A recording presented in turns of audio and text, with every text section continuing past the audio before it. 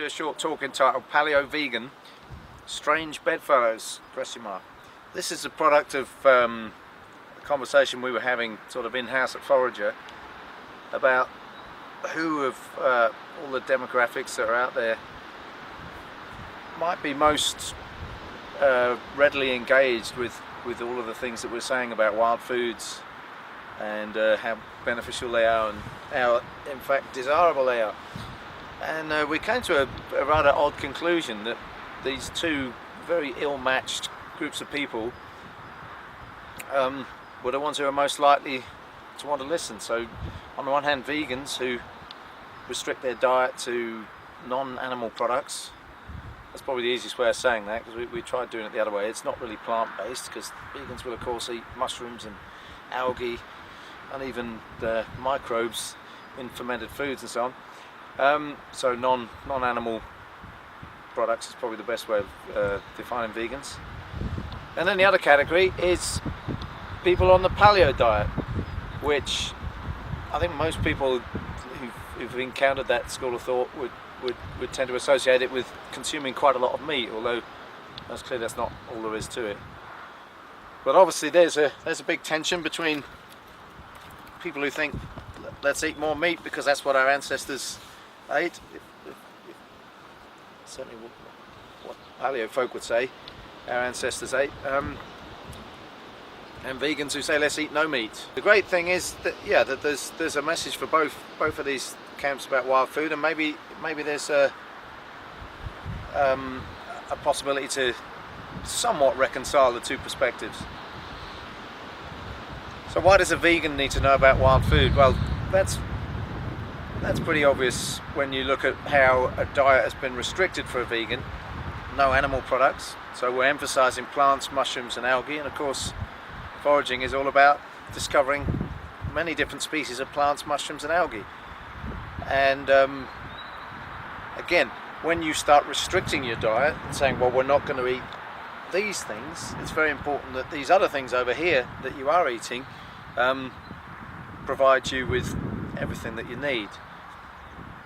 And getting everything that you need from plants, I think you stand the best chance you can if you're eating a great diversity, on the one hand. But on the other hand, that great diversity needs to be the most nutritious, ideally.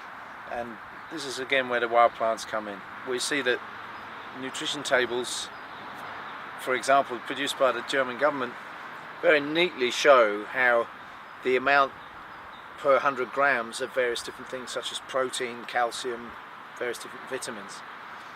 If you arrange that in a sort of chart, as they did, where the ones with the least are at the top and the ones with the most are at the bottom, what you see is the cultivated plants at the top and the wild ones at the bottom. So if you're looking for the maximum nutrition, you'd obviously go for the wild ones. But also, when you have a great diversity of wild plants, you see that there's a great diversity of nutrients. So antioxidants and minerals and medicinal compounds are again much more strongly represented in wild plants. But with a range of wild plants, you also have a diversity of minerals, medicinal compounds, etc., etc. So it's obviously a road to optimum nutrition for vegans is to diversify out of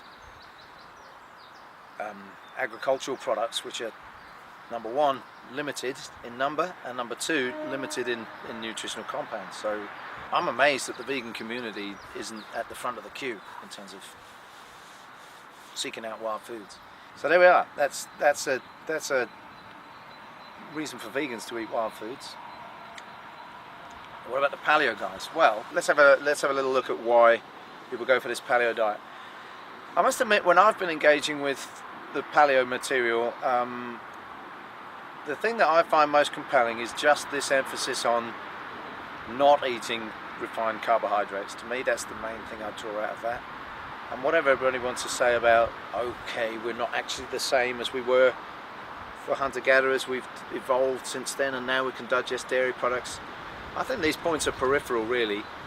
The fact is, we certainly haven't evolved to eat a diet mostly consisting of refined carbohydrates and that be beneficial to health. It's quite clear that the massive rise in the incidence of diabetes, and in fact the occurrence of diabetes in traditional cultures, when they switch from a essentially paleo diet in the last couple of hundred years, that happened in many communities, and eat lots of refined carbohydrates, suddenly diabetes is something that shows up in a big way.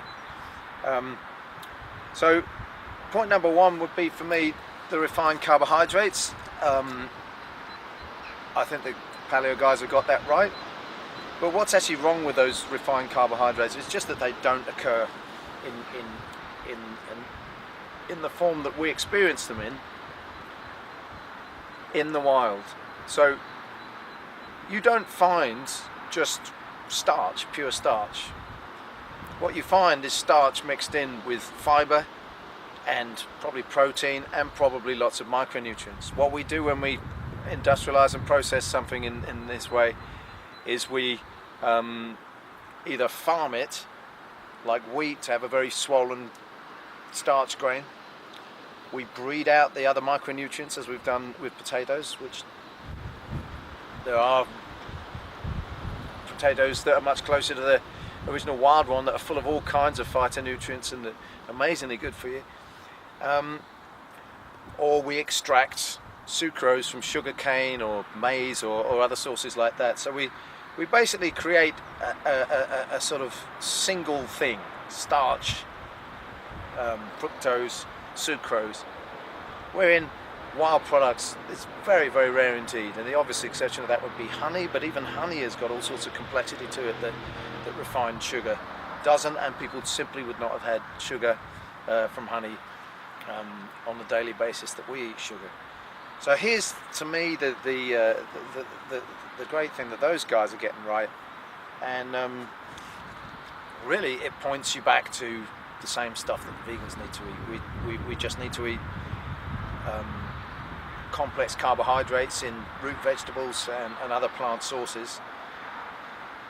And maybe like the meat thing is just not the point for us anyway. This is a video about foraging. The problem for paleo diet folk is that they're not really eating a paleo diet. They're trying to eat something similar to a paleo diet. There's very little actual wild produce out there that's being celebrated and engaged with by the paleo community.